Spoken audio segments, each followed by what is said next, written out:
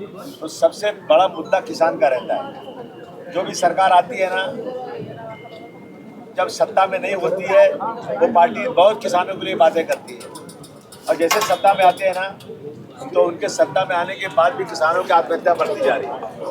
इस पे गौर नहीं किया जा रहा है। देखिए, आज किसान की हालत इतनी खराब है, अगर किसान घर के सारे लोग खेत में काम करते हैं, 8-10 घंटे काम करते हैं, अगर वो खेती छोड़ करके कहीं और उनको मजदूरी मिल जाए तो जितनी मजदूरी उनकी होती है, अपना खेत होने के बाद, अपना रुपया लगाने के बाद भी उतनी मजदूरी उनको मिलती नहीं है।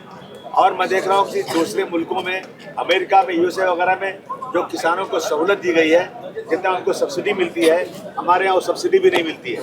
मैं समझता हूँ कि किसानों का फंड जो है, रिलीफ फंड अलग से होना चाहिए, और किसानों के बारे में सरकार को बहुत सीरियसली रहना चाहिए।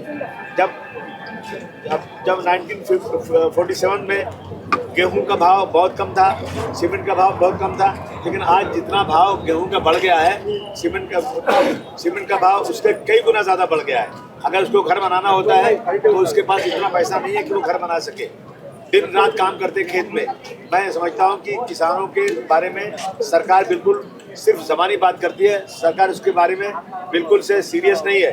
आज बड़े बड़े शहरों में रहने वाले लोग, बड़ी बड़ी बिल्डिंगों में रहने वाले लोग, अगर वो सोचें, अगर एक किसान अनाज पैदा करके नहीं देगा तो भूखे मर जाएंगे लोग। लेकिन इसके बारे में सरकार को सीरियस होना ज़रूरी है, और वही सरकार सबसे अच्छी है जो सरकार, जिस सरकार के वक्त में एक भी किसान आत्महत्या नहीं करे।